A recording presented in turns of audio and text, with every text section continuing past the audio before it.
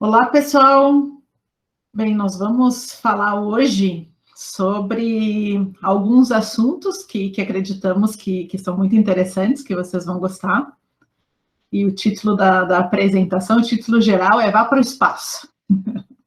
Então, vamos falar sobre ordens de grandeza, viagens espaciais e vida fora da Terra. Aqui é a sua professora Karen. E aqui o professor Guilherme, que compartilha a disciplina com o Prof. Karen, está com vocês nesse semestre. E a ideia hoje é a gente fazer uma conversa, né, sobre um tema que envolve química, física e biologia também. É bastante, né? Bastante interdisciplinar. Exato.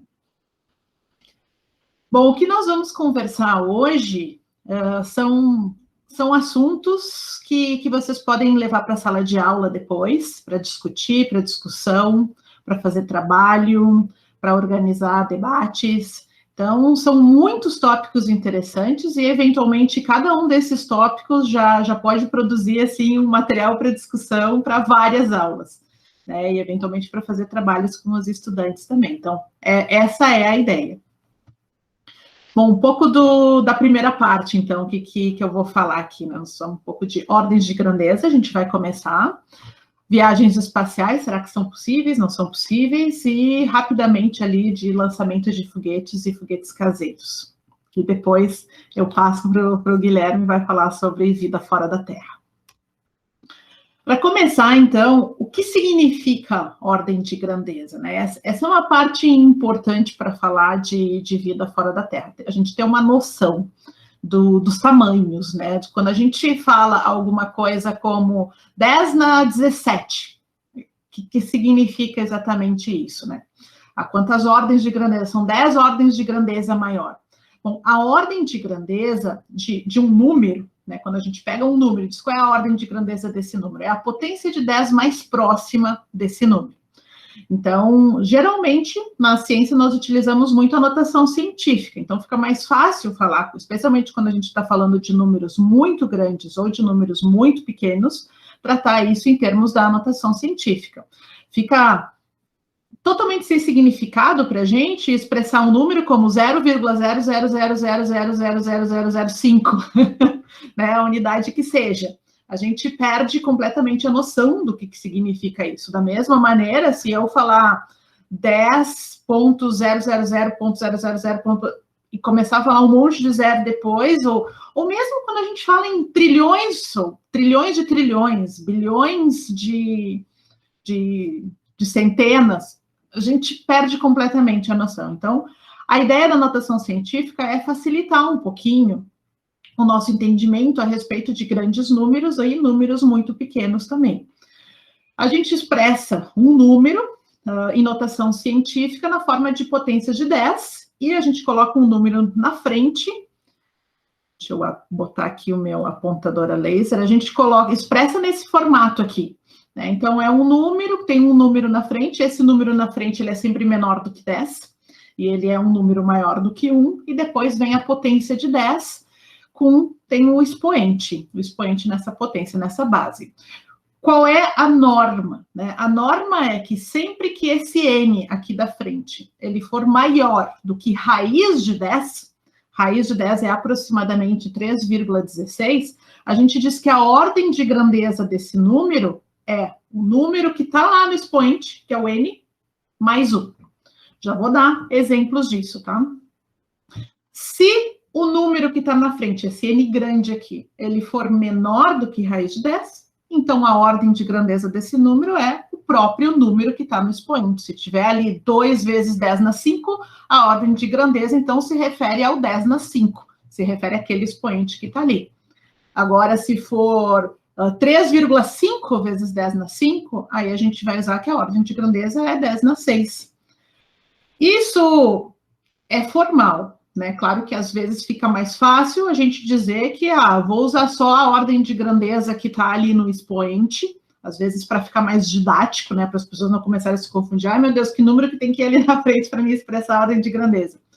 Até porque quando a gente está falando de ordens de grandeza de muito grande ou muito pequena, uma ordem de grandeza seria 10 vezes maior ou 10 vezes menor. Isso, quando você está falando de número muito grande ou muito pequeno, não é uma diferença muito grande, né? Mas é bom a gente saber o que é o formal. Então, aqui, por exemplo, né, uma ordem de grandeza, quero saber 1350, qual é a ordem de grandeza desse número? Então, a gente coloca em termos de potência de 10, então vai ficar 1,35, aquele número da frente tem que ser entre 1 e 10, e ele é multiplicado por 1000, né? Isso aqui é a mesma coisa que 1,35 vezes 1000. 1000 é 10 na 3. Então, isso aqui é a ordem de grandeza disso é 10 na 3. 10 na 3 vezes. Tá? Sempre em termos da potência de 10. Quando a gente tem um número aqui muito pequeno, também faz aquele esquema da notação científica, vai trazendo a vírgula aqui para a direita, até ficar na frente um número entre 1 e 10, 4,5 nesse caso. Quantas vezes a casa se movimentou? 5 vezes, então fica 4,5 vezes 10 na menos 5. Bom, tá? De uma forma geral era isso. Agora, quando a gente faz comparação de ordens de grandeza, né, que é aqui algo importante da gente chegar. Eu tenho um número que é 10 na menos 15 e eu tenho um outro número que é 10 na menos 8. Quantas ordens de grandeza eles têm de diferença? Né? Então, a gente está pensando ali, ó, o menos 15 menos 8. O resultado disso vai dar 7, né? Vai dar menos 7 nesse caso, porque seria o menos 15, né? Se eu pensar só em termos dos números absolutos, ali 15 menos 8, 7. Isso é 10 na 7, eu tenho que multiplicar ali o 10 na menos 15 vezes 10 na 7 para chegar no resultado 10 na menos 8. 10 na 7 seriam 7 ordens de grandeza. Então, é 10 na 7 vezes maior. Então, o 10 na menos 8 é 10 na 7 vezes maior do que o 10 na menos 15. Eu estou interessada aqui a gente começar a ter uma ideia desses tamanhos, dessas diferenças. Quando a gente está falando em números muito grandes ou números muito pequenos, o cérebro humano tem dificuldade de absorver isso, porque sai muito da nossa experiência sensorial, né, da nossa experiência do dia a dia, do cotidiano, coisas muito pequenas ou coisas muito grandes. Percebam que, quando eu estou falando em coisas muito pequenas e coisas muito grandes, eu estou usando a nossa escala. Né? Nós somos a referência, muito pequeno para nós, muito grande para nós. Então, vamos ver uma tabela aqui com alguns tamanhos, para a gente começar a sentir o que é isso que a gente está falando, né? Do muito grande, do muito pequeno aqui. Então, a altura de uma pessoa, qual é a ordem de grandeza da altura de uma pessoa? Bem, uma pessoa vai ter, em média, como uma pessoa adulta, em média, algo como 1,60, 1,70, né? Não sei qual é a média mundial, Guilherme, não sei se tu tem esses dados de altura. Não sei também, Karen, mas acho que por aí, 1,60, 1,70, né? Mas mais ou menos por aí. Beleza, então algo desse tipo, né? Então, qual é a ordem de grandeza disso? 1,70, 1,60, isso está dentro da ordem de grandeza de 10, porque se eu colocasse em termos de notação científica, eu iria expressar exatamente como é esse número. Então, 1,7 vezes 10 na 0. Então, fica expresso exatamente dessa forma. Então, é um número entre 1 e 10, então eu posso dizer ali que está naquela ordem de grandeza mesmo. Agora, esse vai ser a nossa referência, então, tá? Essa ordem de grandeza ali, a ordem de grandeza de uma pessoa. Então, 10 na 0 dá 1, né? Na ordem de grandeza do 1. O raio de uma ameba. Isso aqui significa que é 10.000 vezes, então 10 na menos 4, é 10.000 vezes menor do que a ordem de grandeza de uma pessoa. É como vocês pegarem uma pessoa e dividir, fazer cortes nessa pessoa de 10.000 cortes nessa pessoa. Tá, essa é a ordem de grandeza de 10 na menos 4. Agora a gente vai indo, né? Um vírus, né? Estamos falando tanto de vírus na atualidade, é algo que está tão na boca das pessoas, né? Vamos ver aqui o vírus. São 10 milhões de vezes menor do que uma pessoa. Então, a gente teria que pegar, né, a pessoa e fazer 10 milhões de coisas. 10 milhões é algo que, para nós, parece, milhões, a gente fala tanto em milhões, quando que a gente usa, né, essas ordens de grandeza? Quando está falando de dinheiro. Está falando de dinheiro, parece 10 milhões aqui, 1 bilhão aqui, o governo está injetando não sei quantos milhões na economia, coisas desse tipo, né, nesses assuntos a gente usa muito. Então, a gente perde a noção que, na verdade, nós não entendemos direito esses grandes números, porque eles estão no nosso cotidiano. os milhões e os bilhões. Então, a nossa percepção sobre eles, na verdade, é errada, mas a gente não tem essa sensação, porque eles aparecem no nosso cotidiano. O raio de um átomo. Bom, isso aqui, pessoal, olha, é 10 na menos 10. Tá? A gente está falando aqui em termos de metro, né? 10 na menos 10 metros. Aí pode parecer, 10 na menos 10 metros, tá, não é tão pequeno assim, né? Porque a gente está pensando que é um número, o número no expoente não é tão pequeno, menos 10 não é um número tão pequeno. Mas o que a gente precisa retomar é que quando a gente está falando dessas potências, tá, é 10 vezes, está multiplicando 10 vezes o número 10. Só que nesse caso aqui é 1 dividido por 10 vezes 10 vezes 10 vezes 10 vezes 10 vezes 10 vezes 10 vezes 10 vezes 10 vezes 10. Multipliquei 10 vezes e está no denominador. Sabe que como física a gente está acostumado a trabalhar com números muito pequenos e muito grandes desde o início da faculdade, mas eu nunca me acostumei com isso. Eu acho impressionante, né, parar para pensar sobre isso até hoje, né, mesmo falando todos os semestres sobre esse tipo de assunto. E assim como o mundo do muito pequeno é algo realmente impressionante, tá? Aqui foi até o próton, que é 10 na menos 15, a gente tem ainda o elétron, que está da ordem de 10 na menos 18, e é mais ou menos assim o limite que a gente chega de detecção no mundo do muito pequeno, né? E o próprio elétron a gente não consegue detectar ele diretamente, né? A gente detecta ele indiretamente. E é algo realmente muito, muito, muito, muito pequeno, tá? Algo que sai totalmente fora da nossa compreensão. E a gente está em números que não parecem, não soam muito pequenos assim, né? 10 na menos 15. E é. Então, aqui é para ter uma ideia, olha, de quantos zeros a gente tem aqui.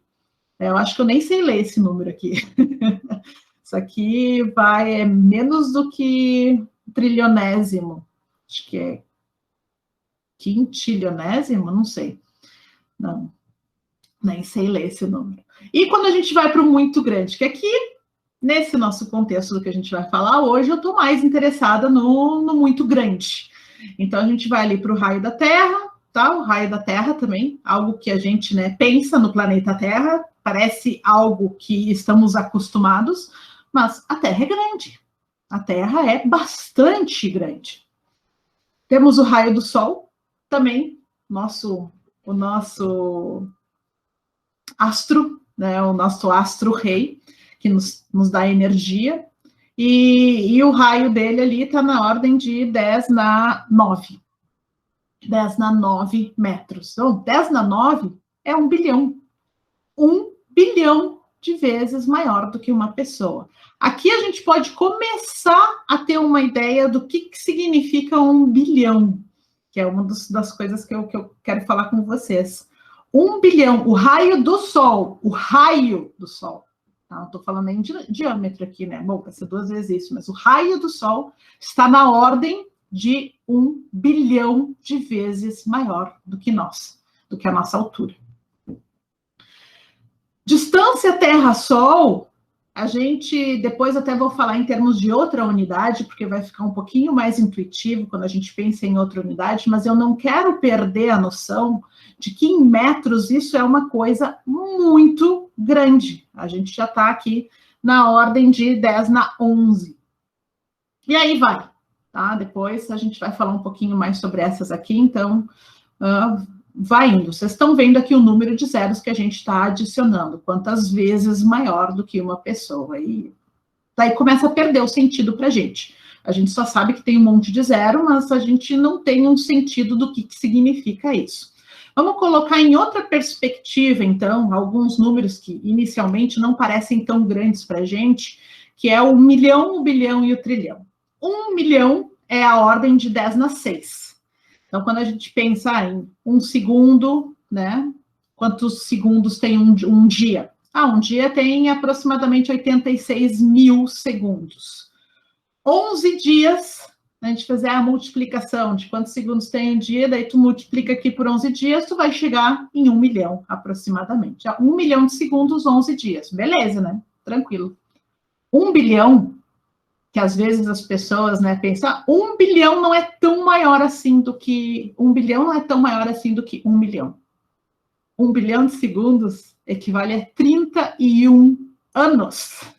Então a gente foi aqui de uma escala de dias, 11 dias, para uma escala de anos, 31 anos. E a gente vai para 1 trilhão, aí aqui já fica um pouquinho mais fácil da gente analisar matematicamente, porque a gente está em 31 anos em 1 bilhão, 1 trilhão vai para 31 mil, aproximadamente, né? 31.710 anos. Daí, o que vocês estão vendo daqui para cá? Que aumentou 1000 vezes. Então, eu tinha 1 bilhão, 31 anos, vezes 1000, eu fui para 31 mil anos para 1 trilhão, que é exatamente essa ordem de grandeza de diferença entre 1 milhão e 1 trilhão. Então, quando a gente pensa em R$1.000, por exemplo, a gente está pensando em 10 na 3. 1 milhão é 10 na 6. Então, a diferença entre 1 milhão para 1 bilhão é a mesma diferença que a gente tem em ordens de grandeza de 1000 para 1 milhão. E de 1 bilhão para 1 trilhão também, que é 10 na 3. Então, 3 ordens de grandeza maior um do outro. E bem, né, eu falei essas questões de bilhões, porque aonde eu quero chegar é aqui. Nós estamos numa galáxia, né, a Via Láctea. Da nossa galáxia se estima, isso é uma estimativa, é difícil determinar exatamente quantas estrelas existem na nossa galáxia, mas se estima que há algo entre 200 e 400 bilhões de estrelas somente na nossa galáxia. Tá? Só na nossa galáxia. E se estima que há em torno entre 100 e 200 bilhões de outras galáxias no universo. Bilhão, vocês já viram ali, que é, né, acho que o argumento foi bem feito de que o número é bastante grande, é um número muito grande. E a gente está falando aqui entre 200 e 400 bilhões de estrelas somente na nossa galáxia. Para ter uma outra ideia assim, visual dessa diferença, ó, aqui nós temos um pixel, é os 50 mil, equivale a 50 mil. Então, cada pixel é 50 mil. 1 milhão, olha aqui a quantidade de pixels que a gente tem. Isso aqui seria 1 bilhão. Então, essa é uma diferença visual do que isso significa. Tá? Pensa que cada um desses pixels, a gente está falando em 50 mil, que já é um número bem grande. Agora, pensem em estrelas. Cada uma desses pixels aqui, elas equivalem a 50 mil estrelas, cada um deles. Quando a gente começa a realmente parar, isso é uma coisa que a gente precisa digerir, né? Não é algo que é fácil de engolir. A gente precisa parar e começar a pensar sobre isso para ter uma noção do que a gente está falando em quantidades de estrelas que existem na nossa galáxia. A gente tem um monte de outras galáxias que também existem no universo. Cada uma dessas outras galáxias devem ter algo entre 200 e 400 bilhões de estrelas em cada uma delas, mesmo que seja um pouco menos, entre 100 e 400 bilhões, ainda é uma coisa absurdamente grande. E quantas delas, eventualmente, têm planetas? Então, o argumento de que se existe vida fora da Terra, né, para mim, o melhor argumento é probabilístico, tá? Em termos de probabilidade. Se nós temos esse número absurdo, gigantesco de estrelas, só na nossa galáxia, e mais um monte de outras galáxias no universo, é probabilidade, né? Qual é a probabilidade que somente o planeta Terra seja o alecrim dourado do universo e que só aqui a vida, né, conseguiu florescer e eventualmente chegar à vida inteligente? Para quem não conhece, esse cartaz aí ficou famoso durante a seriado Arquivo X. Assistia Arquivo X, Guilherme? Bastante, bastante. Eu não costumo ver muita série, assim, não sou muito fã de séries, mas Arquivo X é uma que eu acompanhei bastante, até porque eu sempre tive interesse nos temas, assim, meio extraordinários, ocultos e estranhos do Arquivo X, né? Então, eu assistia, e eu lembro do cartaz, assim, nessa frase, é clássica, né? Clássico, clássico. E eu também, eu era fã na época da graduação, já faz bastante tempo, mas eu gostava do Arquivo X também. E, bem, a gente não descobriu ainda a vida inteligente fora da Terra, tá? Qualquer coisa que digam o contrário disso é pura especulação, eventualmente aí teorias da conspiração, e que eu não acredito, acho que o Guilherme também concordaria comigo nesse sentido. Não, eu também não, apesar, eu tenho um alienígena aqui atrás de mim, mas é só por interesse na parte mais folclórica da história, mas não exatamente científica, que eu estou de acordo, a gente não tem evidência boa de que, assim, evidências eu vou atropelar a Karen um pouco, eu te peço desculpa, só para comentar brevemente. Sim. Evidência de vida em si, ela é bem controversa, né? E vida a gente tem que compreender que a gente pode pensar em vida da forma mais simples possível, algum organismo replicador, unicelular, por exemplo, a algo como a gente, né? Algum animal que possa ter consciência, possa ter um sistema nervoso ou algo parecido bem desenvolvido. E isso a gente nunca chegou nem perto, por enquanto, né? A gente não tem evidência disso, né? Exato. Então, até o momento, pessoal, a gente não tem. Existem possibilidades que talvez a gente detecte a vida. Bem, é isso que é uma das coisas que a gente faz, né? Uma das coisas que a ciência faz, é buscar essas... esqueci a palavra que tu usou agora, meu Deus. Evidências. Evidências, exato. Buscar essas evidências, né, de que existe. O que a gente sabe, né? Vou falar um pouquinho do que nós sabemos. Como eu estava usando ali o argumento probabilístico, vamos ver o que nós sabemos a respeito. Ok, estrelas não têm vida, né? Mas planetas, sim. Então, vamos falar de planetas aqui. Quantos planetas a gente sabe que existe? Bem, não muitos. Se a gente considerar quantas estrelas existem, quantos planetas a gente sabe que existem, não muitos, porque é muito difícil de ver um planeta. Um planeta, ele não emite luz na faixa do visível, né? Ele vai emitir luz na faixa do infravermelho, mas o alcance dessas radiações é um pouco mais limitado. Então, na faixa que nós conseguiríamos detectar de uma forma mais fácil, ele não emite luz. Então, se vocês lembram aí das aulas dos módulos anteriores, a gente está falando aqui de ondas eletromagnéticas. Então, quando eu falo de luz, eu posso estar falando dentro do espectro eletromagnético, a gente fala luz visível, tem a luz ultravioleta, tem a luz infravermelha, então a gente está falando assim, luz num espectro um pouco mais amplo. Mas luz visível o planeta não emite, e por isso é difícil de detectar, é um dos motivos que é difícil detectar. Eventualmente, quando o planeta tem muita massa, se consegue detectar por causa da dinâmica de alguns outros corpos. Então, a gente sabe que tem algum corpo ali próximo daquele, que nós sim conseguimos enxergar, como uma estrela, por exemplo, mas ele precisa ter muita massa. Quantos planetas tem massa, assim, para a gente detectar dessa maneira, né? Não muitos. Em 2017, né, tem essa notícia aí que foram detectados mais alguns planetas, mais 7 planetas, e a NASA anunciou em fevereiro de 2017, e se estima, isso é uma estimativa, tá, que existem 40 bilhões de planetas só na nossa galáxia, que são potencialmente habitáveis. Mas quando a gente está falando habitável aqui, só cuidado, porque não estou falando de vida inteligente. Tá? Então, 40 bilhões de planetas que eles poderiam ter algum tipo de vida, né? Como a gente falou ali, micro-organismos, por exemplo, já são considerados. Nós temos aproximadamente de detectar e numerar planetas, aproximadamente 3,5 e 4 mil para hoje em dia, planetas que a gente sabe que estão lá.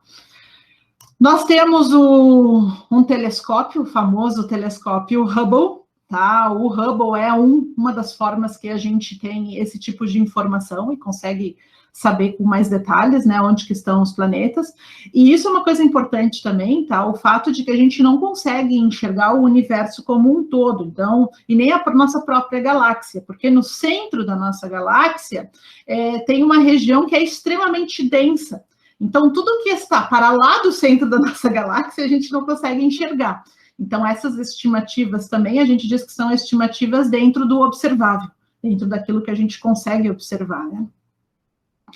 E bem, né, nós temos esses dados, nós temos alguns satélites, o Hubble é o satélite que mais manda informações e tem sido, né, preciosíssimo para o desenvolvimento da astrofísica, cosmologia, busca de outros planetas, de eventual possibilidade de vida fora da Terra,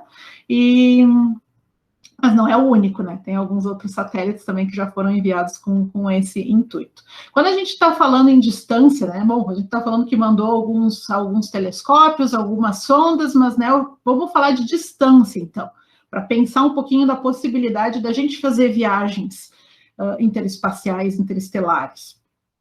Para falar em distância no espaço, eu vou falar em termos da velocidade da luz. A velocidade da luz é aproximadamente 3 vezes 10 na 8 metros por segundo. Né? A gente volta para as ordens de grandeza aqui.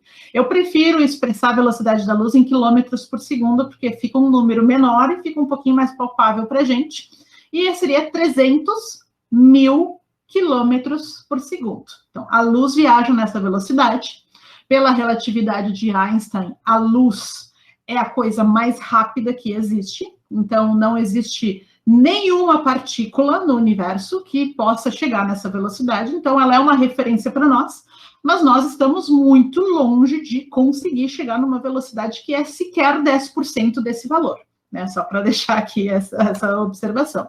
Mas em termos de anos-luz, né? Falar de tempo. 1 anos-luz, o que significa isso? É uma distância. É a distância que a luz viaja durante 1 ano. Então, do nosso ponto de vista, nós aqui da Terra, se a gente ficasse observando a luz viajar ao longo de 1 ano, qual é a distância que ela anda? Ela anda tudo isso aqui, ó. É 1 anos-luz. Muito mais fácil do que falar esse número gigantesco aqui, né? Isso aqui tá da ordem de 10 na 12 quilômetros, né? 10 na 13, se a gente usar aquela nossa regrinha de antes ali. 10 na 13 quilômetros. Então, esse é um número muito grande. Fica muito mais fácil falar em 1 ano-luz. Pronto. 1 ano-luz, a gente entende, ok, é a distância, que eu sei que é muito absurdamente grande, que leva a distância que a luz viaja durante 1 ano. Agora, para botar isso em perspectiva de distâncias no universo. A estrela mais próxima do Sol está a 4,2 anos-luz da Terra. É a chamada Próxima Centauri. Então, se vocês olharem para o céu, constelação de Centauro, a estrela mais brilhante da constelação de Centauro, chamada estrela alfa da constelação, é a estrela mais próxima de nós. E ela está a 4,2 anos-luz. Então, a luz demora 4,2 anos para chegar lá. O planeta mais parecido com a Terra e que está mais próximo de nós, ele está a 12 anos-luz de nós. Então, a luz leva 12 anos. Tem uma sonda, a Voyager, que na velocidade que ela viaja pelo espaço, nós levaríamos 200 mil anos para chegar até esse planeta. Então, é possível a gente fazer esse tipo de viagem com a tecnologia que a gente tem hoje? Né? Nem próximo disso, né? 200 mil anos. Quantas gerações de humanos tu teria que deixar viajando numa nave para eventualmente chegar lá, né? Se a gente pensar aí que toda a humanidade, toda a história da humanidade tem o quê? Me ajuda aí, Guilherme. 6, 7 mil anos? Quando a gente pensa em civilização. A gente pensa em humanidade, entre antes da pré-história, a história em si, algo como os 10, se a gente considerar o início da agricultura, algo como 10 mil, 11 mil anos, mais ou menos, né? Domesticação de animais e assim por diante. Então, é ínfimo, né? Para dizer, não tem nem como calcular isso, né? Exato. 200 mil anos é algo, né, que a gente nem sabe se nós vamos durar enquanto humanidade todo esse tempo. Exato. Então, o tempo mais ou menos 200 mil anos é o tempo que a gente considera que a nossa espécie apareceu, né? Nossa espécie data 200, 300 mil anos que a nossa espécie evoluiu a partir de outra, né? Então, é o tempo de vida humana na Terra, por enquanto, né? Então, pra gente ter uma ideia. Sim, só para ter uma ideia do que significaria isso, né? Então, pessoal, em termos de viagens espaciais, né, pensar nisso, o que nós já fizemos no passado? Mandamos sondas, tá? Para o universo próximo, né? Para os nossos vizinhos aqui. Eventualmente, nós temos uma sonda que saiu do sistema solar recentemente. E, basicamente, o que nós estamos fazendo é isso. A gente vai falar até um pouquinho mais sobre o que está acontecendo no presente, né? Onde que nós estamos aqui no presente. E eu vou finalizar com essa parte de futuro, pensar o que a gente eventualmente pode esperar para o futuro. Mas de viagens espaciais, o que já aconteceu bem, nós já fomos à Lua, o homem já pisou o solo lunar. Nós temos aí alguns foguetes que já enviamos, alguns foguetes tripulados também. Os seres humanos estão testando atualmente bastante com a Estação Espacial Internacional, estão mandando astronautas para lá, que ficam eventualmente alguns meses no espaço. Nós estamos estudando qual é o efeito de ficar tanto tempo no espaço, né, não ter gravidade sobre as pessoas, sobre a saúde humana. E tem muitos desafios. Só esse tema, né, de começar a falar de seres humanos no espaço, como que é isso, já é um tema riquíssimo, que dá para muitos debates, muitas discussões, tem muita informação. Recomendo que vocês busquem as pesquisas e que a NASA fez com irmãos gêmeos. Tem um irmão gêmeos que os dois são astronautas, e um ficou na Terra e o outro ficou 1 ano no espaço, na Estação Internacional, e depois a NASA fez uma bateria de exames de saúde deles antes e depois, para ver, né, a comparação de o que gerou de danos na saúde do irmão que ficou no espaço. Então, essa também é uma coisa bem interessante. E nós estamos aí, né? Nós estamos ainda numa corrida espacial. Os Estados Unidos é um dos países que mais mandou objetos para o espaço, mas não é o único. Tem a Europa, né? A União Europeia também, a própria Rússia, a China, mandando alguns satélites para o espaço, e provavelmente vocês já escutaram falar da SpaceX, que é uma das empresas que ficou mais em voga na nossa mídia, pelo menos, né, ultimamente, que fizeram o foguete que volta, o foguete vai e o foguete pode voltar, que isso aí é uma economia de recursos gigantescas, né, porque uma viagem espacial, pessoal, é muito caro. Aqui, nesse gráfico, fala também um pouquinho sobre o preço de uma viagem espacial, tá? A gente está falando aqui de dezenas de dólares por quilo para 2040, tá? Então, atualmente é mais ou menos $1.000 por quilo o preço da viagem espacial, algo que já é, hoje em dia, muito mais barato do que já foi, e por isso também várias empresas surgiram nesse meio do caminho, mas tá difícil de chegar ainda, né, nisso aqui, que seja só algumas dezenas de dólares por quilograma para enviar alguma coisa para o espaço. E a SpaceX é uma empresa americana, então, que está planejando, mas não é a única, né? Na Europa também tem uma empresa que está planejando isso, uma viagem para Marte, uma missão para Marte. E claro que é uma coisa extremamente custosa, é bastante caro, então vamos ver onde que a gente vai chegar, né? Mas perspectivas da gente ir um pouquinho mais além existem. Mas quando a gente está falando mais além, pessoal, a gente ainda está falando assim do planeta próximo, aqui o nosso planeta vizinho, estamos falando de Marte.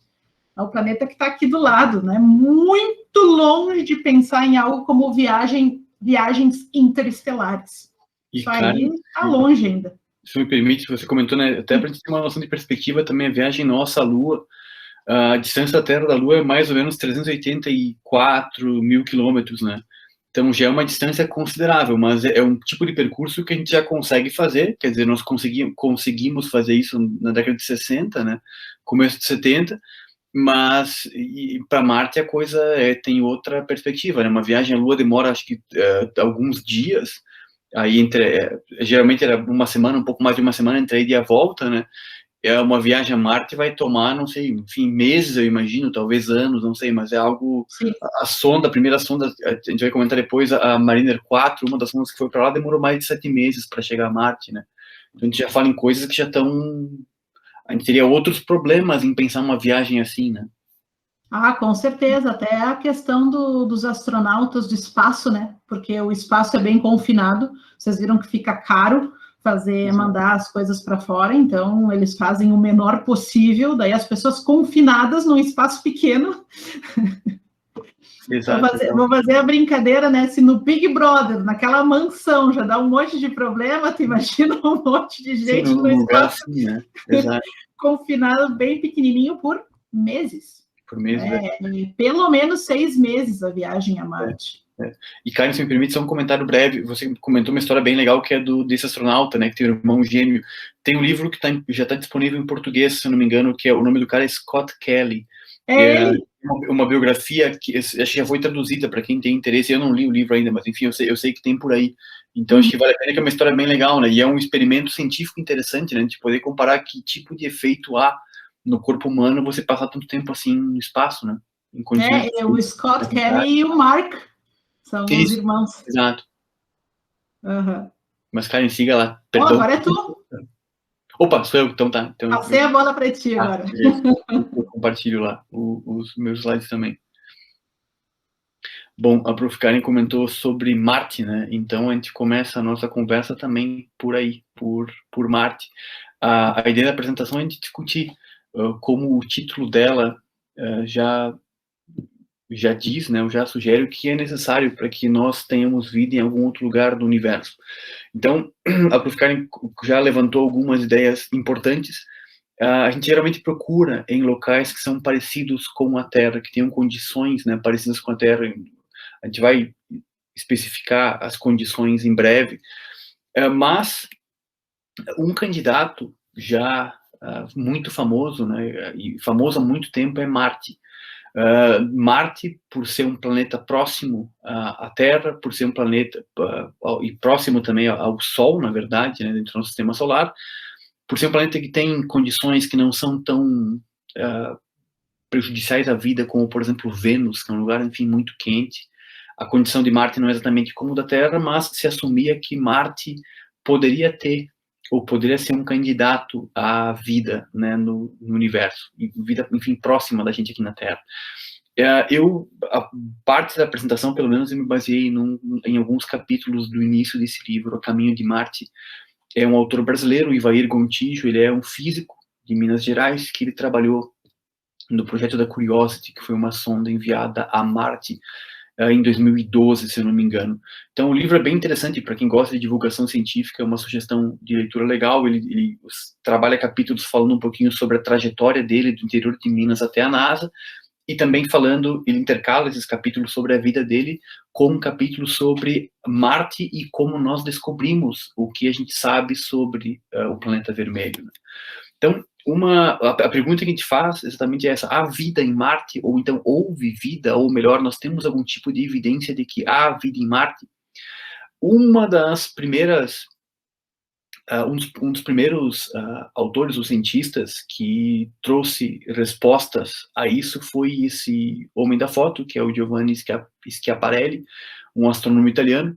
Ele construiu telescópios, ele gostava de olhar para o espaço, e ele foi a pessoa que elaborou o primeiro mapa de Marte baseado nas observações que ele tinha feito com os telescópios que ele construía. E uma coisa que se destacou na representação dele de Marte foi que lá ele representou canais, ou ele alegou ter observado canais, então fez esses desenhos, e ele chamou então de canali, né, no idioma no italiano. Aí se gerou, na verdade, uma confusão, porque se imaginou que os canais de Marte, na verdade, seriam um indício de vida. Não necessariamente inteligente, porque o canal indicaria água. Então, nós poderíamos pensar que se ele fosse um canal natural, haveria água em Marte, e a água é uma condição que nós entendemos como fundamental ou essencial para a vida, pelo menos para a vida tal qual a gente conhece a vida aqui na Terra. Mas um problema que aconteceu foi na tradução do trabalho dele para o idioma inglês. Nós temos duas palavras, são channel e canal, e no inglês se usou essa última, o canal, como que denota um canal artificial. Então, quando o termo que ele usou, como a gente fala em português canais, quando a gente fala um canal, não há uma distinção exatamente entre um canal natural e um canal artificial. Então, algo que é construído pela natureza ou pela ação da água, por exemplo, ou é construído intencionalmente por alguém para fazer a água passar por lá. Na tradução para o inglês, eles usaram um termo que denota algum tipo de interferência inteligente, por exemplo, algum tipo de construção de um canal artificial, porque o termo, né, usado foi esse último. E aí, mas no fim das contas, a gente descobriu depois que esses canais do Schiaparelli eram produtos de ilusão de ótica. Mas, assim, o estrago já estava feito, né? Falando em termos populares, quer dizer, o impacto da obra dele já havia sido, enfim, sido disseminado, inclusive na cultura popular. A gente costumava, em décadas, no início do século passado, muitas histórias sobre vida em Marte, enfim, sobre marcianos e qualquer coisa assim. E essas histórias, elas derivam, em parte, do trabalho do Schiaparelli e de uma má interpretação do que ele quis dizer com os canais. Quer dizer, ele imaginava que fossem canais, enfim, naturais, e se assumiu depois que não, que poderiam ser canais artificiais construídos por alguém lá. No fim das contas, não eram canais, não se observou nenhum tipo de canal. Depois a gente vai falar sobre isso em breve, mas aquilo que ele produziu foi feito por ilusão de ótica, talvez má qualidade do telescópio que ele usava, ou algum tipo de artefato, né, que não exatamente, ele registrou não exatamente o que ele estava vendo. E a gente vai ver daqui a pouquinho isso é um problema que aconteceu também depois na nossa história com Marte. Bom, e é isso que eu falei, os canais marcianos, eles se tornaram famosos, e eles foram considerados indícios de que havia vida na Terra, vida em Marte, perdão. Inteligente, entre parênteses, porque, como eu comentei, se nós pensássemos em canais naturais, isso era indício de que a água fluía por Marte, então poderia haver vida, né, tal qual ocorre aqui na Terra. E se fossem canais artificiais, então a coisa seria mais extraordinária ainda, porque nós teríamos alguém ou alguns seres inteligentes o suficiente e capazes, né, tecnologicamente, de construir essas coisas. Bom, e o que é interessante, assim, um dos aspectos talvez mais interessantes da história é que a própria comunidade científica considerou que a possibilidade de vida em Marte como muito alta até a década de 60. Então, nós tínhamos, na verdade, mapas de Marte, as observações nossas eram feitas basicamente daqui da Terra, né, por telescópios, por observação direta daqui até Marte, e 65 foi o ano em que a Mariner 4 chegou a Marte, né? Eu digo, então o sonho acabou, né? Quer dizer, o sonho acabou porque ela não trouxe nenhum tipo de evidência de que havia canais ou havia vida lá. Então, a Mariner 4 ela chegou em 65, ela foi lançada em 64 e demorou 7 meses e meio para chegar até Marte, e ela foi a primeira espaçonave a enviar imagens de Marte para cá. E elas foram imagens que não animaram as pessoas que imaginavam que poderia haver vida lá, porque mostraram basicamente um planeta morto, assim, rochoso, um solo rochoso, bastante, um tipo de terreno bastante íngreme, né, e sem nenhum tipo de canal, sem água, por exemplo, a gente não tinha nenhum tipo de evidência que havia canais de água por lá.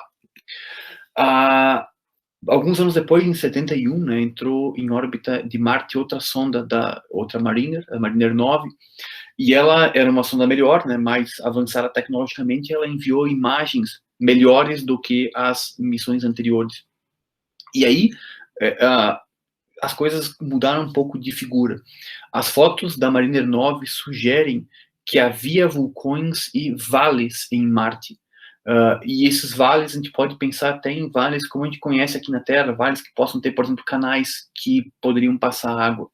Até esse engenheiro, o Ivair Gontijo, que escreve o livro, ele comenta que ele não gosta de usar o termo canal em Marte pela possibilidade de má interpretação que essa palavra pode render, né, nas pessoas. Então ele usa o termo vale. Mas o que a Mariner 9 nos apresentou de Marte é que pode ter havido vulcões lá, atividade vulcânica em Marte, e quem sabe água também. Não há água hoje, pelo menos a gente até agora não detectou água, pelo menos em estado líquido. Mas há algumas estruturas no solo de Marte que sugerem que pode ter havido água há milhões, quem sabe, sei lá, bilhões de anos atrás. Então, há essa possibilidade.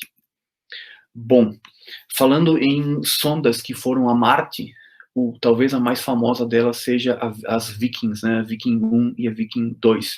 Em 76, pousou em Marte a Viking 1, e ela enviou imagens, né? Talvez foi a primeira sonda que pousou em solo marciano e que mandou fotos de lá. As Mariners, elas orbitaram Marte e mandaram fotos a partir, né, da órbita de Marte, da superfície do planeta a partir da órbita dele. E aí eu escrevo em cima, né, será que o sonho não acabou? Porque a Viking 1, ela mandou algumas imagens bem interessantes, né? Uma delas, ela acabou virando uma imagem, assim, da cultura popular, na verdade, que ela não atraiu apenas os cientistas, mas também o público geral, e ainda hoje, ou enfim, até pouco tempo atrás era discutida, que é essa imagem que foi tirada num local que a gente chama de Sidônia, em Marte, e se vocês observarem, um pouco acima do centro da imagem há algo que parece ser um rosto, e aqui ele está um pouquinho mais, há um zoom nele, né? Então, a sonda Viking, ela estava por Marte e mandou várias fotos de lá, e essa foi uma das que mais chamou a atenção, talvez a que tenha chamado mais atenção, talvez mais do público leigo do que dos cientistas. Ela remete a uma face, né, a um rosto em Marte. E aí, obviamente, levantaram-se tantas especulações, ou como a Prof. Karen comentou antes, né, teorias da conspiração de que isso poderia ser um tipo de evidência, um tipo de pirâmide, algum tipo de construção feita propositadamente, como se representasse uma face, como nós temos, por exemplo, algumas no Egito, enfim, em outros locais também, né? Como se fosse uma espécie de uma pirâmide marciana que tivesse o formato humano. Mas, né, como eu escrevo aqui em cima, sim, né, o sonho acabou, pelo menos para quem imaginava que isso fosse evidência de vida fora da Terra, não é. A NASA continuou mandando, a NASA e também agências da Rússia mandaram mais sondas a Marte, e registraram fotos e voltaram a esse local e conseguiram outras imagens de Sidônia, desse lugar em Marte. E o resultado foi decepcionante para quem esperava que aquele fosse um sinal de vida inteligente em Marte, porque não era. Aqui a gente tem duas fotos da superfície do mesmo lugar. A gente vê que não parece em nada, né, um rosto ou qualquer coisa que seja parecida com isso. A gente vê aí, a gente pode pensar talvez em alguns vales, né, como a gente falou antes, enfim, um solo exposto, né, mas não tem nenhum tipo de rosto aí. E a explicação provável, né, a explicação mais provável para a imagem que a gente viu o rosto de Marte é que o ângulo em que a foto foi tirada, a gente tem aí um conjunto de sombras que fazem com que a gente veja um olho, e o restante da imagem, na verdade, a nossa própria mente completa, né? Nós vemos coisas que não estão exatamente aí, então é uma mistura de imaginação nossa, de nós completarmos a imagem, porque já associamos alguns elementos dela a um rosto, e, enfim, a disposição o ângulo da foto, o sombreamento, então tudo isso ajudou as pessoas a chegarem a essa conclusão. A gente chama isso de pareidolia, que isso é um exemplo de como a nossa mente nos prega peças, né? E às vezes faz com que a gente veja coisas que não existem. Então, é uma tendência nossa de formar padrões a partir de sinais aleatórios, né? Como é uma imagem com um sombreamento, um ângulo, enfim, diferente, e nós já captamos alguma coisa a mais aí e faz com que nós possamos ver um rosto.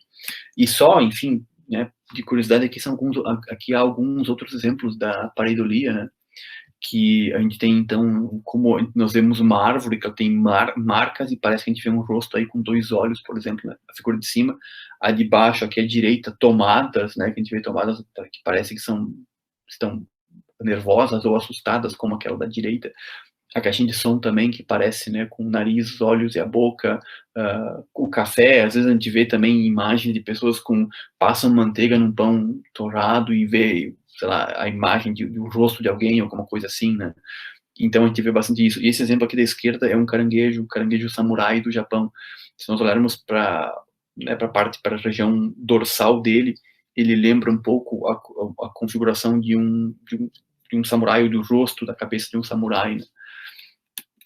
Mas, enfim, voltando ao que nos interessa aqui, né, na nossa discussão, o que é fato é que, apesar de Marte estar relativamente próxima da gente, eu digo relativamente porque a Prof. Karen já nos deu uma noção do quão distante Marte é, mas, assim, a gente não tem nenhum outro local tão perto e talvez tão acessível à vida.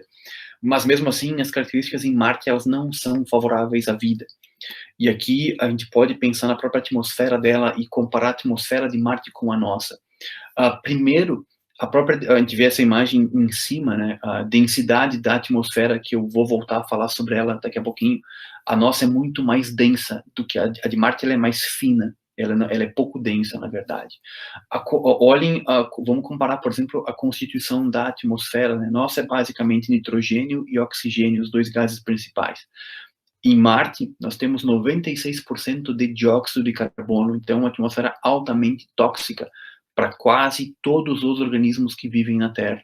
Então, se eventualmente, como o Prof. Karen comentou antes, nós tivermos a capacidade tecnológica de irmos até Marte e levarmos uma tripulação até lá, nós vamos ter um monte de problema quando chegarmos, né? Se chegarmos sãos e salvos até lá, nós teremos um monte de problemas nos esperando. Obviamente, nós sairemos daqui com soluções já, mas um problema muito sério é isso, né? Nós não conseguiremos sobreviver na atmosfera respirando o ar de Marte, porque ele é composto basicamente por dióxido de carbono, que é aquilo que nós expiramos, né, no nosso processo respiratório. Um outro problema é a temperatura. A gente tem na parte de cima da imagem, né, a amplitude térmica geral, ou total do nosso planeta, né? A gente chega a menos 88, locais muito frios na Antártica, por exemplo, até 58 graus Celsius positivos. Nós pegarmos em regiões quentes, desérticas no verão. Já Marte é uma coisa bem mais extrema, né? A gente chega, nós temos lá, e a temperatura média do nosso planeta é 14 graus. Para Marte, a temperatura média é 63 negativo, e nós temos aí uma amplitude que varia de menos 140 até 30 graus positivos. Para você ter uma ideia, no verão de Marte, num dia, a temperatura pode variar entre 20 graus positivos, né, 20 graus Celsius positivos ao longo do dia, e de noite ela pode baixar a menos 73. Então a amplitude é muito grande. Isso se deve também ao fato da atmosfera ela ser bastante fina em comparação à atmosfera da Terra. E assim ela não consegue reter energia do Sol que chega ao planeta. Então, se vocês lembram do efeito estufa, o efeito estufa basicamente nós temos a atmosfera da Terra, ela consegue reter energia do Sol, e aí nós temos gases, entre eles gases como o CO2, que são gases que retêm partículas de calor. O metano também, e claro, o aumento da concentração de gás carbônico na atmosfera terrestre, ela provoca problemas como aquecimento global. Mas o efeito estufa, ele é muito importante para a gente. Ele é um fenômeno natural. Nós, com a ação humana, temos intensificado esse efeito. E aí nós falamos em aquecimento global, por exemplo. Mas o efeito estufa ele é fundamental, porque ele é o fenômeno que permite com que o planeta Terra seja habitável, pelo menos em termos térmicos. Senão nós teríamos um dia, mesmo em regiões tropicais, nós teríamos 30 graus durante o dia, nós teríamos, sei lá, 10 ou 20 graus negativos durante a noite. Então, porque à medida que o Sol, que os raios solares não chegam diretamente mais à Terra, nós teríamos daí a temperatura ela começaria a diminuir rapidamente. Como nós temos, então, um efeito estufa, né, uma atmosfera que ela é mais densa, ela retém, então, um pouco do calor solar e mantém a temperatura da Terra em um padrão constante. Marte não tem isso. Então, não há efeito estufa, apesar de a gente ter uma concentração de gás carbônico muito alta em Marte, o que favoreceria o acúmulo de calor. A atmosfera ela é muito fina e ela é pouco densa, então a temperatura ela oscila demais, quer dizer, o Sol chega, mas a temperatura ela não é retida no planeta. Então, esse seria um outro problema para a vida também. Nós temos uma amplitude térmica muito grande, não só ao longo do ano, mas dentro de um próprio dia. E isso para a vida a gente considera não é algo muito adequado. Eu vou te interromper aqui um pouquinho. Claro, por favor. Claro. Essa é uma coisa que eu acho muito interessante a respeito do nosso planeta. O fato também da gente não ter uma amplitude térmica tão grande se refere à quantidade de água que o nosso planeta tem. Isso. E no nosso planeta, as regiões que têm maiores amplitude térmica são regiões desérticas. Uhum. E elas têm uma amplitude térmica tão grande justamente pela falta de água. A água, ela retém o calor, e como ela tem uma capacidade térmica bom, bem determinada, né, bem específica, ela vai liberando esse calor retido durante o dia ao longo da noite. E isso faz, então, com que a temperatura da noite não caia tão drasticamente em regiões que têm água. Sim, inclusive, Karen, que se fala que o próprio vapor da água, né, é um elemento que também pode ajudar no agravamento do efeito estufa, embora ele seja algo natural, né? Da nossa parte é o acréscimo de CO2, especialmente metano, né, que faz com que as coisas piorem com relação ao clima da Terra. Mas exatamente, né? E em Marte, como Marte não tem água, não tem o vapor da água, é outro agravante, outro problema, né, para manter uma temperatura relativamente constante. Mas, Karen, fica à vontade, se tiver outras coisas para comentar, por favor. Claro. Bom, então, um outro comentário, né? Então, o que nós pensamos que é necessário para que a gente tenha vida? E aí está um qualificador importante, né? Como a conhecemos aqui na Terra, em outro lugar do universo. Quer dizer, a nossa ideia de vida, ela se baseia naquilo que nós temos aqui. Quer dizer, organismos que são capazes de se replicar, né? Que passaram por um processo de evolução e que vem, então, evoluindo, vem se desenvolvendo desde mais ou menos 3,5 bilhões de anos até aqui. Bom, então nós costumamos associar a vida, né, pelo menos a vida como a gente conhece aqui na Terra, com uma série de elementos ou circunstâncias. A água líquida é um dos mais, ou talvez seja o fundamental, né, o mais elementar. Então, por isso que, em geral, quando se manda alguma sonda, como se mandou, por exemplo, a Marte, uma das coisas que se verificava, né, é se há água, ou se é possível detectar água em forma líquida no ambiente, porque é a forma com que os organismos vivos conseguem aproveitar a água. Outra coisa é um conjunto de elementos químicos, né, associados à vida. Aqui na Terra a gente tem esse acrônimo que é o CHOMPS, né, que o carbono, nitrogênio, oxigênio, nitrogênio, fósforo e enxofre, né. O carbono em especial, né, vida baseada em carbono. Então também nós teremos uma série de elementos químicos associados à vida. Uma fonte de energia adequada para reações químicas como o Sol, né. Então a energia, nós pensarmos em ecossistemas aqui da Terra, a energia ela começa a fonte básica de energia é o Sol. Nós temos que faz com que as plantas, ou que permite a fotossíntese de vegetais, e aí nós temos então um ciclo de energia ao longo do ecossistema, das plantas, para os animais, de um animal para o outro e assim por diante, até os animais se decomporem, enfim. Mas de qualquer forma a gente tem que ter um início. Nós temos na Terra também conhecimento de organismos que não dependem de energia solar, organismos, por exemplo, que são quimiosintetizantes. A gente pode pensar, por exemplo, organismos que vivem no fundo do mar, ou em regiões também que não têm acesso à luz solar direta. Mas não são muito diversos, na verdade, esses organismos. E também uma coisa interessante, eu li um artigo enquanto eu pensava na nossa aula dessa semana, li um artigo do Museu Britânico de História Natural exatamente sobre esse tema, né? Quais são os elementos que devem existir para que a vida ocorra? E a autora, que é uma cientista britânica, ela disse, bom, duas coisas são importantes, sorte e tempo. Sorte porque, mesmo que nós tenhamos um local com água, com elementos químicos adequados, enfim, com fonte de energia, talvez não ocorra nenhum tipo de reação ou de ligação entre os elementos a ponto de formar moléculas que possam se replicar, como moléculas de RNA, por exemplo, e que possam depois se tornar um pouco mais complexas em células, por exemplo, e aí depois se replicar. Então, isso pode nunca acontecer. Talvez nós tenhamos locais nos quais as condições físicas e químicas elas são adequadas, mas nós não temos a sorte de que em algum momento, em algum ponto desse planeta, esse tipo de reação ocorreu, enfim, e há o surgimento de moléculas que possam se replicar, que é basicamente o que nós entendemos o início da vida aqui na Terra. E tempo, né, porque isso também demanda tempo. Talvez nós tenhamos, essas moléculas surjam, mas por algum evento, sei lá, climático, ambiental, elas desapareçam alguns milhares ou milhões de anos depois. Então, também, nós temos que ter sorte e temos que ter tempo para que a vida ocorra. Isso, eu ia comentar outra coisa, certo? Talvez a gente possa pensar que nós temos na Terra organismos que vivem, né, como eu comentei há pouco, em condições que não são condições ou tidas como adequadas, né, organismos que nós chamamos de extremófilos, que vivem em locais com temperaturas muito altas, com pouca água ou com quase sem água, sem acesso à luz solar, mas, de novo, é uma variedade pequena.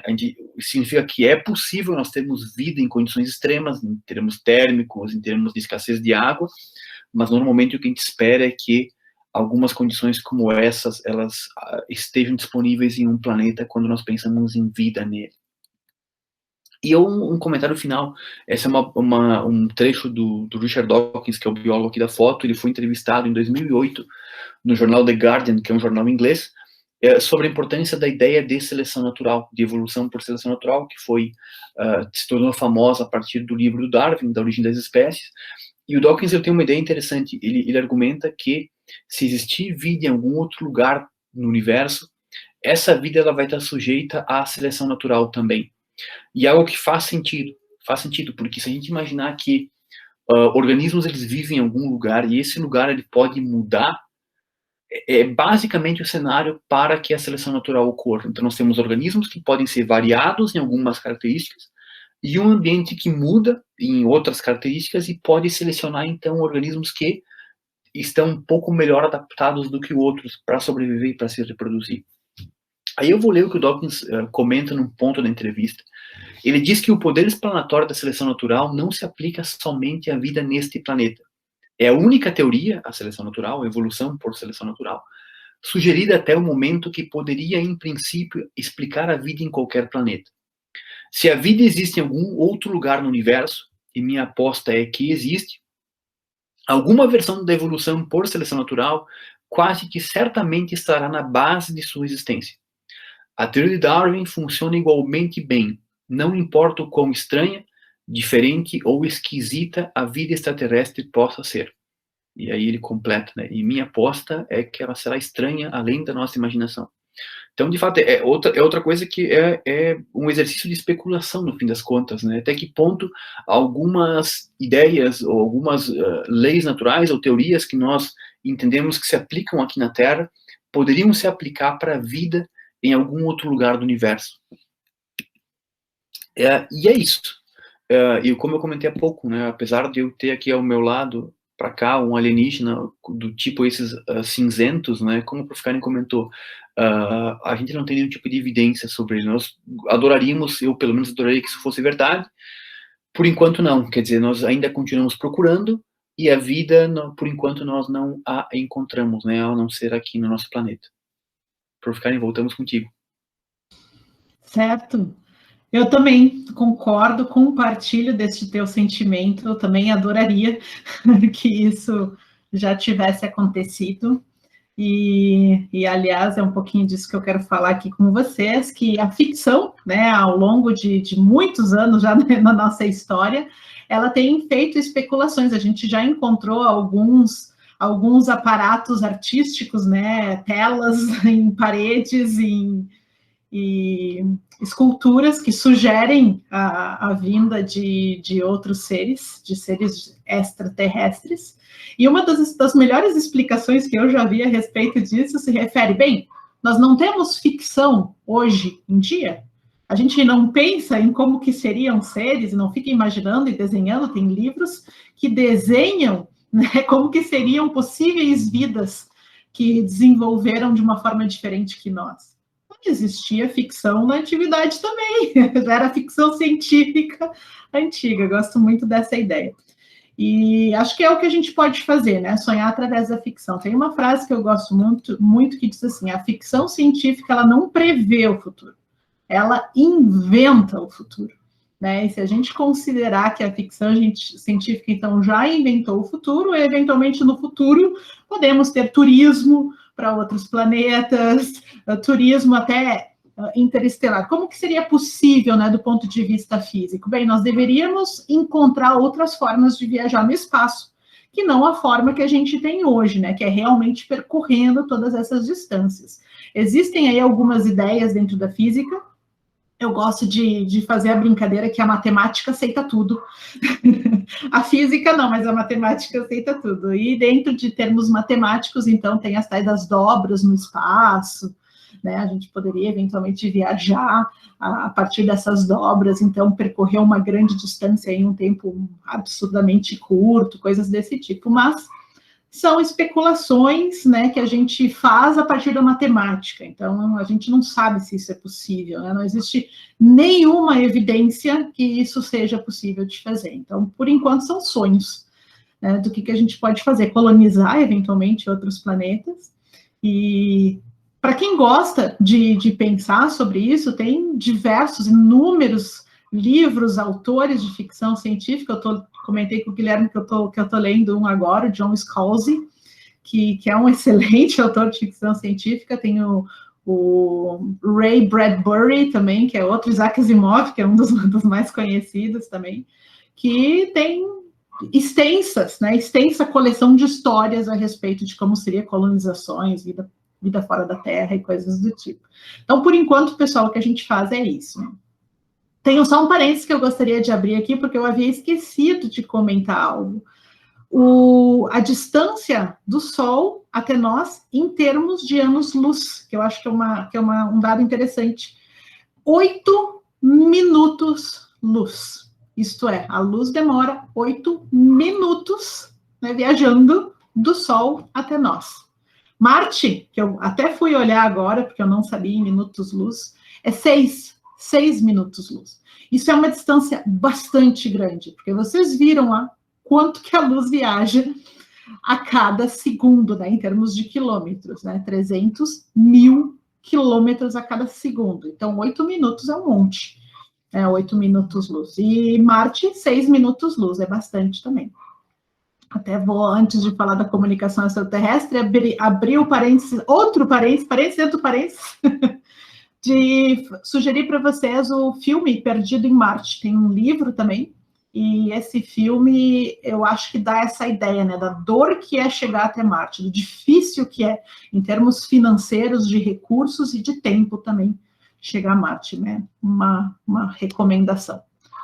E para finalizar, né, para já ir assim para a nossa reta final aqui, que já nos estendemos mais do que a gente gostaria, a gente faz comunicação extraterrestre? Bem, a gente tenta, né? A gente manda sinal de rádio, toda comunicação, então, que se pense em fazer, ela se dá através de ondas eletromagnéticas na faixa, que a gente chama de faixa de rádio, são ondas longas, e por elas serem ondas longas, embora elas sejam ondas de baixa energia, elas viajam no espaço muito, muito, muito longe.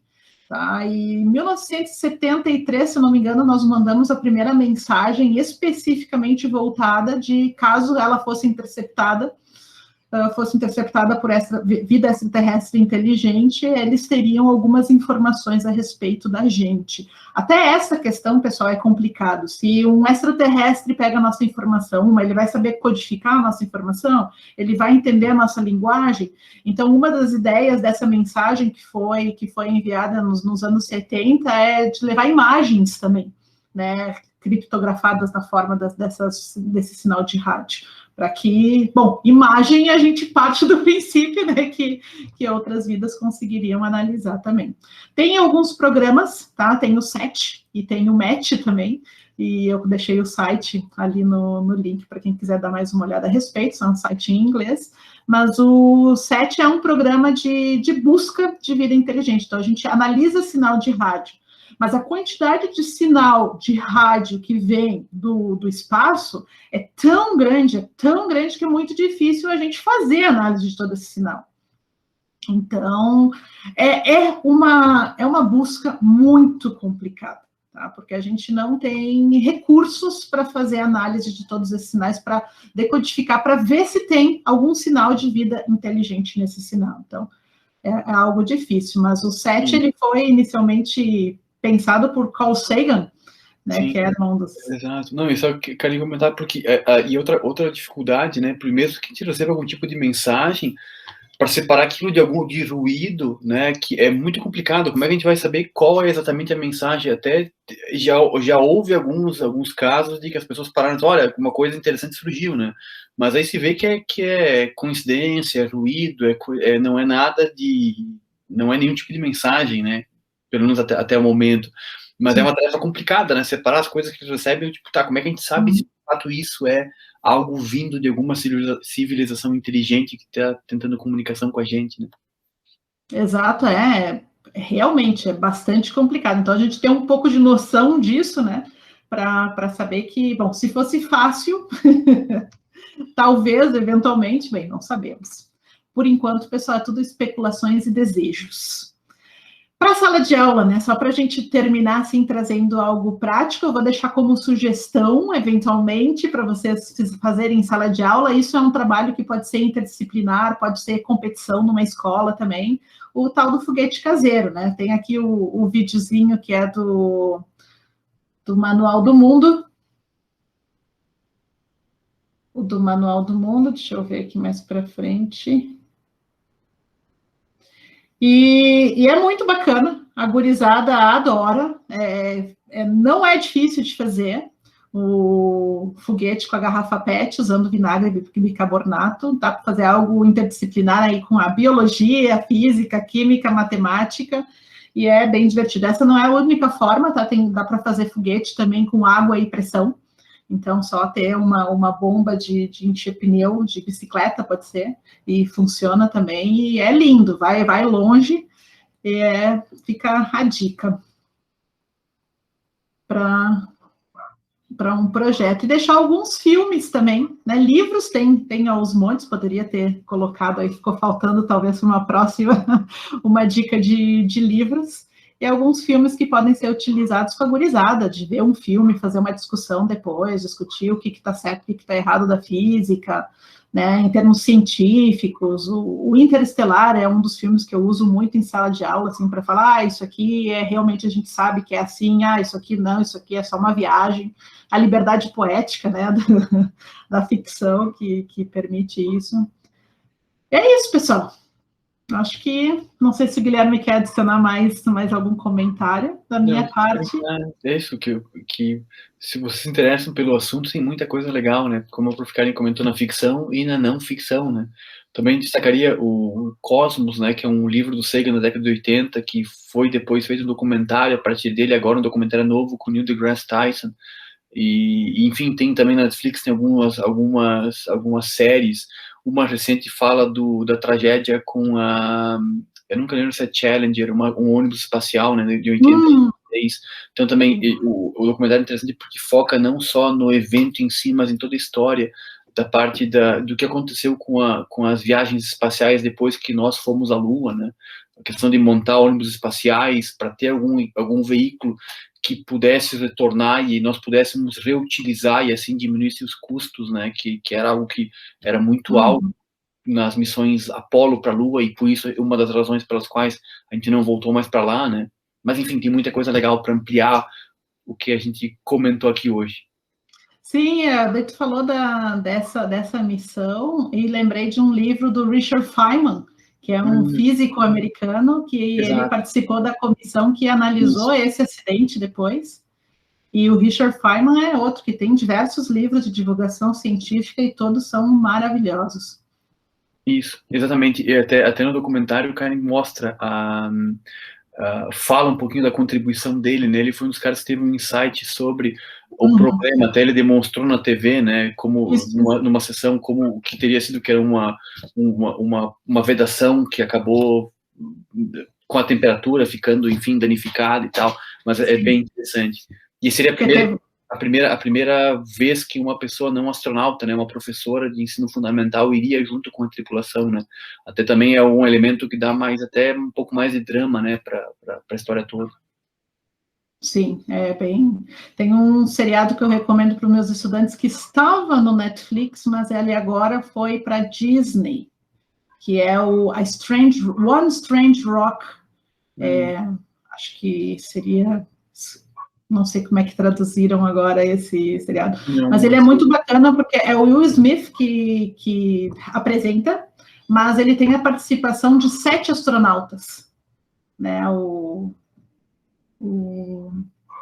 E cada um dos episódios é um tópico que é mais do expertise de um dos astronautas. Então, ele acaba participando mais, né? Todos eles, praticamente todos eles falam em todos os episódios, mas alguns, assim, têm esse viés maior nos episódios. É muito bacana também, visualmente, em termos de quantidade, né? De densidade de conhecimento e de pesquisa que foi desenvolvido para fazer o seriado também. Muito legal. Imagina. Não, e só, Karen, da minha parte, uma última recomendação, agora que você falou em astronauta, né? O livro e o filme, O Primeiro Homem, né? Sobre a vida do Neil Armstrong, o primeiro ser humano a pisar na Lua, né? Então também acho uma recomendação legal. Ah, bacana, essa eu não vi, nem li. O livro é interessante, o filme é legal, Karen, também, mas o livro é bem detalhado e conta não só sobre a vida dele, mas, enfim, do projeto Apollo, né, de como é que o que a gente precisou para poder levar pessoas à Lua e trazê-las de volta, né, em segurança. Então é bem interessante. Ah, que bacana. Então tá. Feito, pessoal, obrigado. Se estão conosco ainda até aqui, né, a gente conversou bastante. Obrigado por nos acompanharem. Karen, valeu. Valeu, pessoal. Vida longa e próspera.